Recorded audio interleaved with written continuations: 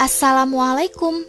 Dongeng Kala Ramadan hari ini akan bercerita tentang kisah Nabi Idris.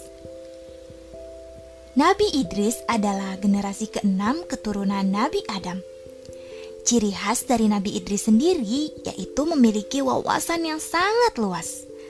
Dalam kitab tafsirnya, Ibnu Katsir menuturkan bahwa kemampuan Nabi Idris sangat banyak, mulai dari kemampuan berhitung atau matematika, kemudian kemampuan menulis, kemampuan jahit-menjahit, kemampuan berkuda, hingga kemampuan di bidang astronomi atau perbintangan. Dalam bidang matematika, Nabi Idris sudah mengenalkan konsep hitung-berhitung, mulai dari penambahan, pengurangan, kali dan bagi.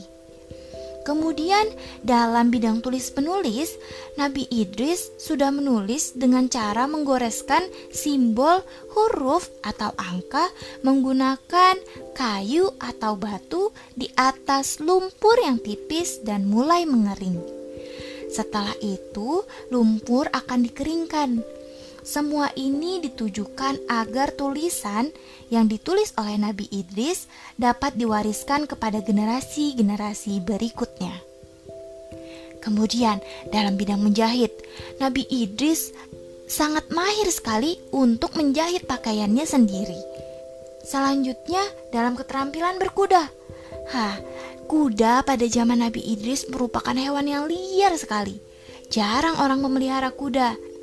Namun, atas karunia Allah Subhanahu wa Ta'ala, Nabi Idris menjadi orang pertama yang mampu menjinakkan kuda liar dan menggunakannya sebagai kendaraan pertama. Dan disinilah Nabi Idris menjadi orang pertama yang mampu menempuh perjalanan jauh dalam waktu yang relatif singkat. Kemudian dalam bidang astronomi atau perbintangan, Nabi Idris sangat pandai menggunakan bintang-bintang di langit sana sebagai alat penunjuk arah.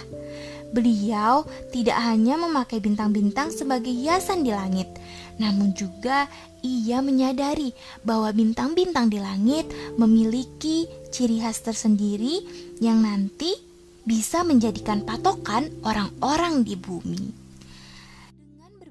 Wawasan luas dan keyakinan yang kuat terhadap suf Allah Subhanahu wa Ta'ala, Nabi Idris ditugaskan untuk mendakwahi suatu kaum.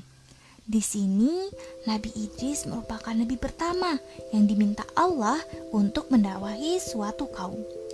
Pada saat itu, kondisi kaum yang hidup bersama Nabi Idris adalah kaum-kaum yang sudah lupa akan ajaran Nabi Adam. Banyak dari mereka yang mulai menyembah berhala. Kemudian mereka mencuri, berjudi, dan melakukan kerusakan-kerusakan lainnya. Dan disinilah malaikat Jibril turun membawakan wahyu kepada Nabi Idris. Nabi Idris diminta untuk membawa kembali masyarakat atau kaum-kaum yang tinggal bersamanya kembali kepada ajaran Allah Subhanahu wa Ta'ala yang telah dibawakan oleh Nabi Adam. Namun, dalam proses mendakwahi kaum-kaumnya, Nabi Idris memerlukan waktu yang cukup lama untuk dapat mendakwahi kaumnya. Ia mendakwahi selama bertahun-tahun, namun ia tetap sabar walaupun banyak sekali yang menertawakan, memarahi, hingga mengusir Nabi Idris. Dan juga hanya sedikit orang-orang yang beriman kepada ajaran Allah yang telah dibawakan oleh Nabi Adam. Nabi Idris tidak pernah putus asa dalam berdakwah. Nabi Idris terus gigih untuk berdakwah kepada kaumnya. Nabi Idris juga tidak takut kepada kaum-kaumnya yang membangkang.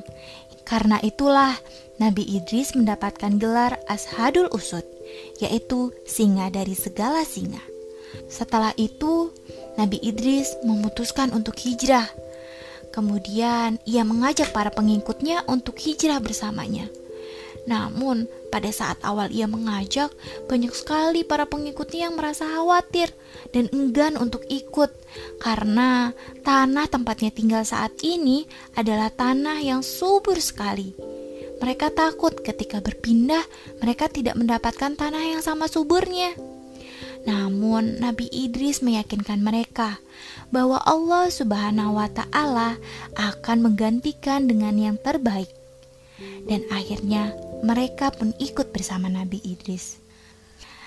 Setelah sampai di tempat yang baru, para pengikut Nabi Idris bertasbih kepada Allah Subhanahu wa Ta'ala, karena Allah telah memberikan tanah yang subur dan juga sungai yang besar untuk kehidupan mereka di tempat yang baru.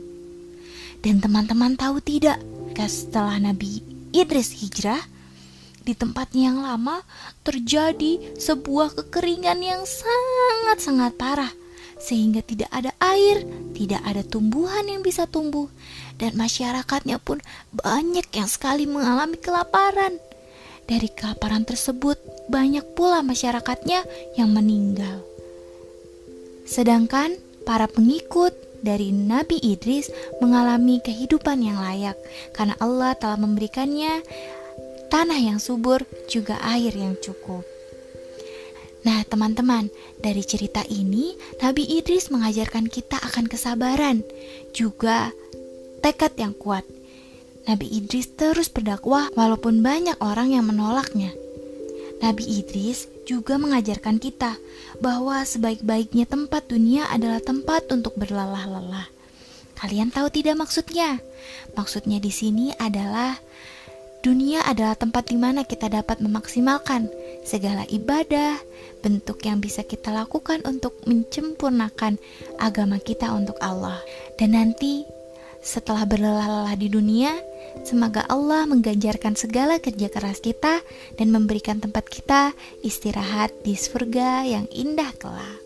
Selamat berpuasa. Assalamualaikum.